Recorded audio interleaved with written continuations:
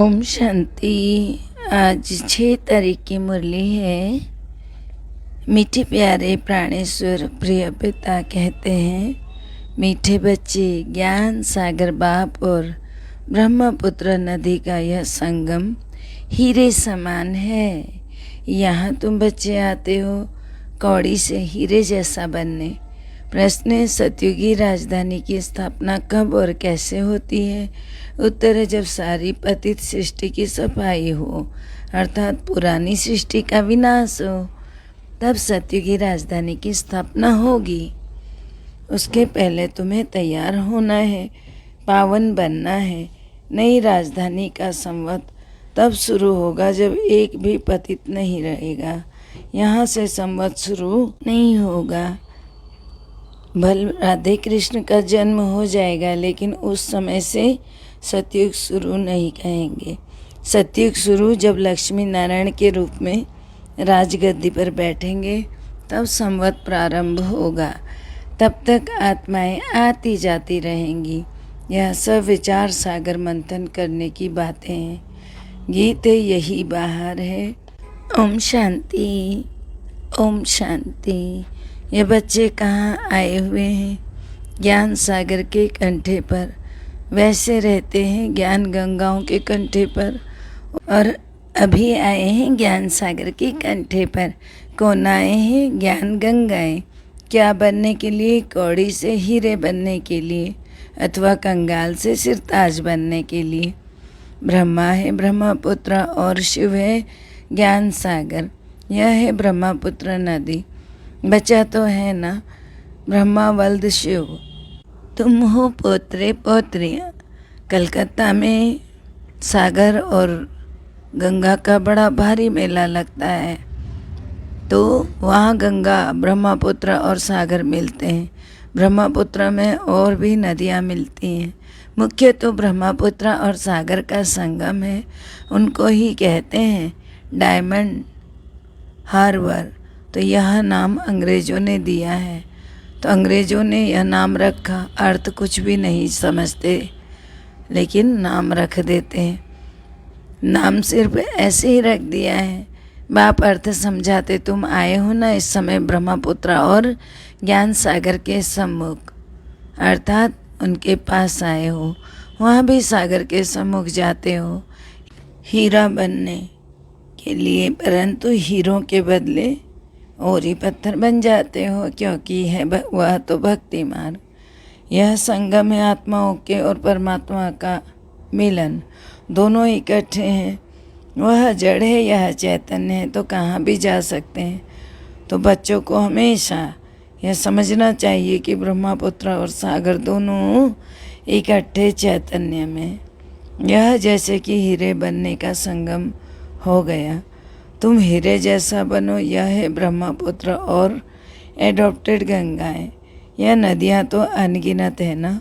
उन नदियों का तो सबको मालूम है कि भारत में इतनी नदियाँ हैं। यह तो अनगिनत है। इन ज्ञान नदियों का तो अंत ही नहीं पाया जा सकता। सागर से नदियाँ इस समय ही निकलती हैं। पहले तो ब्रह्मपुत्र निकलती है, फिर उनसे छोटी छोटी नदियाँ निकलती हैं। तो तुम जानते हो, नंबरवार पुरुषार्थ अनुसार जानते तो हो, लेकिन कैसे? नंबरवार पुरुषार्थ अनुसार। कोई बड़े हैं, कोई छोटे हैं। यह सब मनुष्य को हीरे जैसा बनाते हैं। ऐसे भी नहीं कि कहेंगे कि सूर्यवंशी ही महाराजा महारानी बनते। नहीं, यथा राजा रानी तथा प्रजा। तुम सबका जीवन हीरे जैसा बनता है। जो स्वर्ग के लिए थोड़ा भी पुरुषार्थ करते हैं, वह हीरे जैसा बन जाते हैं। यह ब्रह्मपुत्र नदी और सागर दोनों इकट्ठे रहते हैं। तुम बच्चे जब आते हो ना, तो अंदर में जानते हो कि हम जाते हैं बाप दादा के पास। बाप ज्ञान का सागर, फिर प्रवेश करते हैं इस ब्रह्मपुत्र अर्थात ब्रह्मा में। तो इनके द्वारा हमको हीरे जैसा बनाते हैं।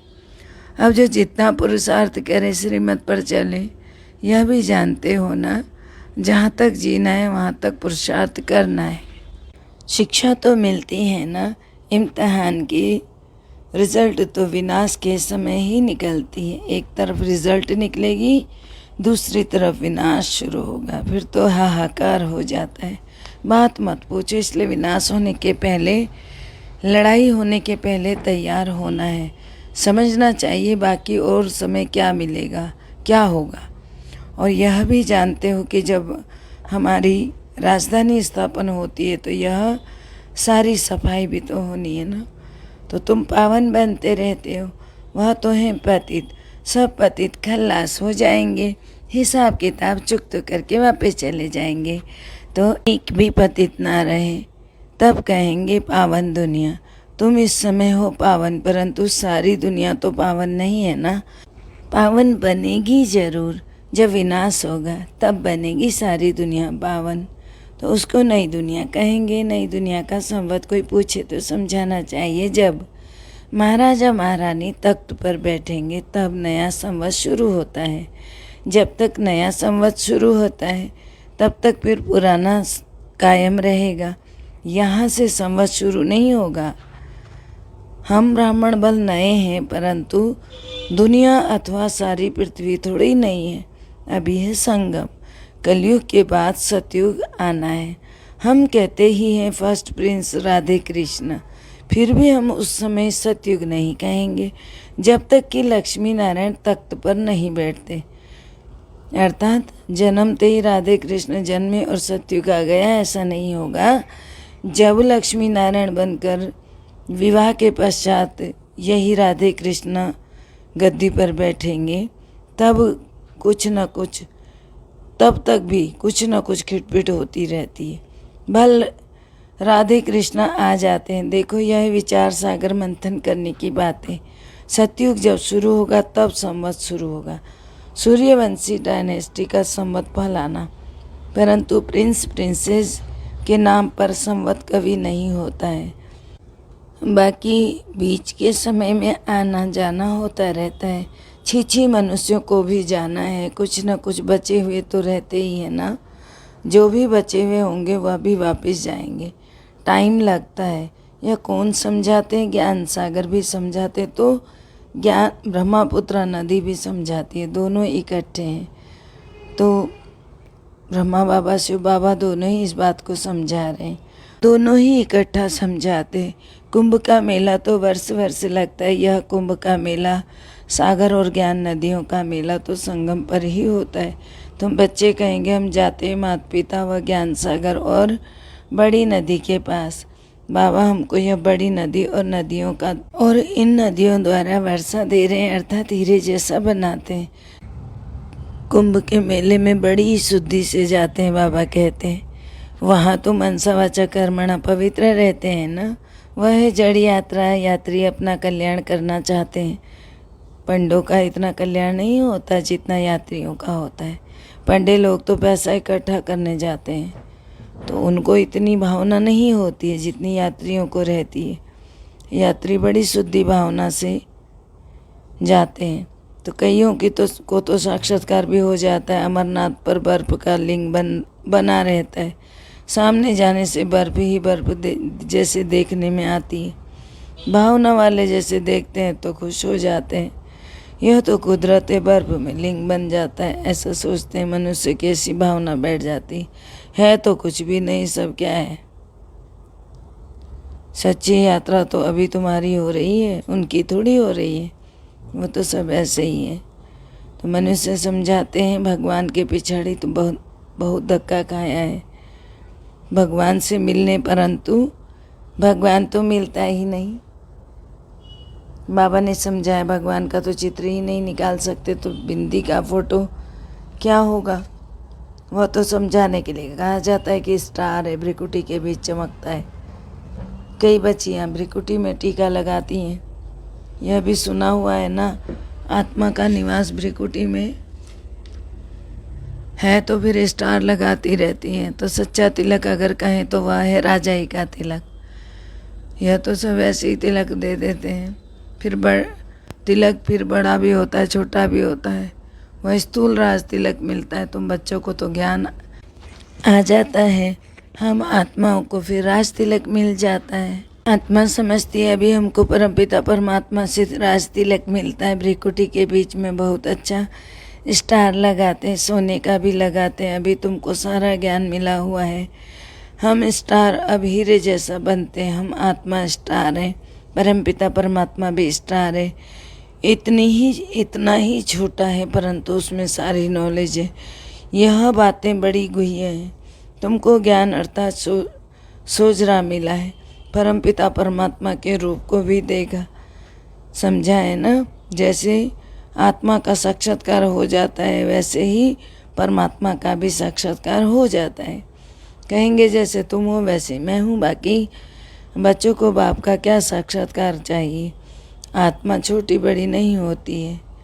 तो बाबा कहते हैं जैसे तुम हो वैसी तो मैं भी हूँ ना, सिर्फ महिमा और पार्ट अलग अलग है और सबसे भिन्न भिन्न है एक दूसरे से। एक न मिले दूसरे से। एक्टर्स का पार्ट तो एक जैसा थोड़ी होता है। इसको ईश्वर की कुदरत कहा जाता है।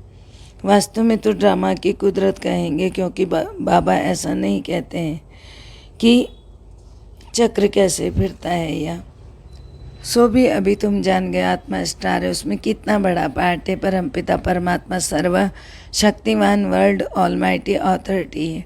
ज्ञान का सागर कहा जाता है। यहाँ किसको ज्ञान का सागर नहीं कहा जाता। वेद शास्त्र पढ़ने वालों का ही ज्ञान सुनाते रहते हैं संसार के लोग। तो बाकी उनको ज्ञान का सागर कहेंगे। नदियों का तो फिर मेला लगता है।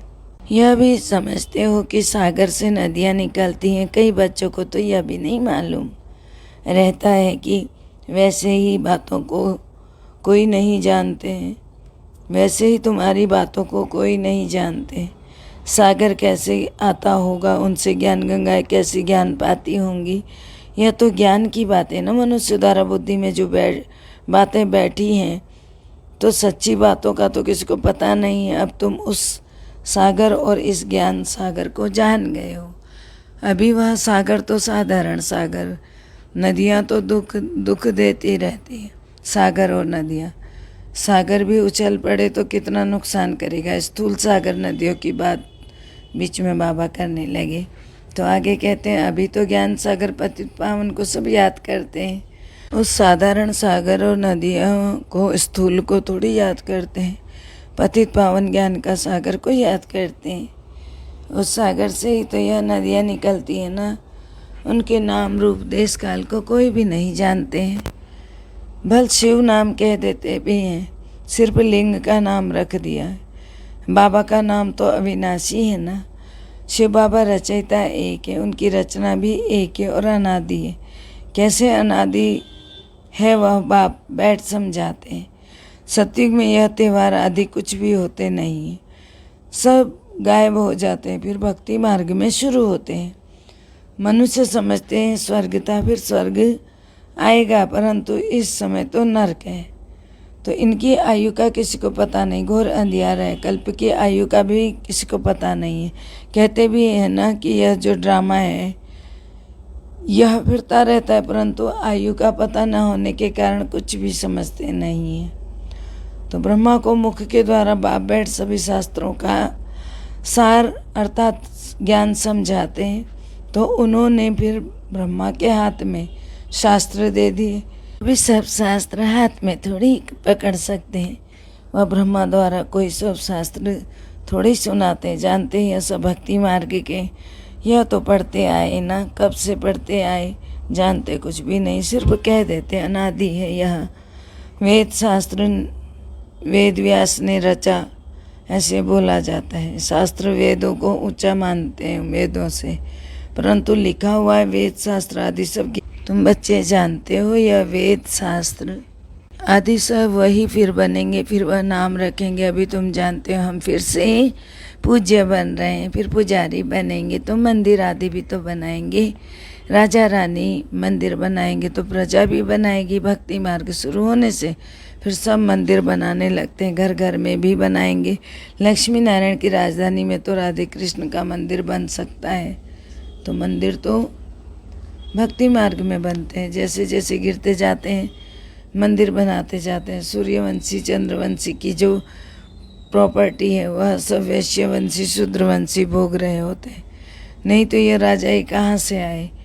प्रॉपर्टी चली आती है, बड़ी बड़ी जो प्रॉपर्टी है वह छोटी होते भी आखिर न कुछ भी नहीं रहता, आपस में बांटते जाते हैं। तो अब बच्चों को समझ में आ गया है कि कैसे हम पूज्य बनते, कितना समय बनते, फिर कैसे पुजारी बनते। अभी समझ गए ना परमपिता परमात्मा का नाम रूप देश काल और उनका पाठ क्या है।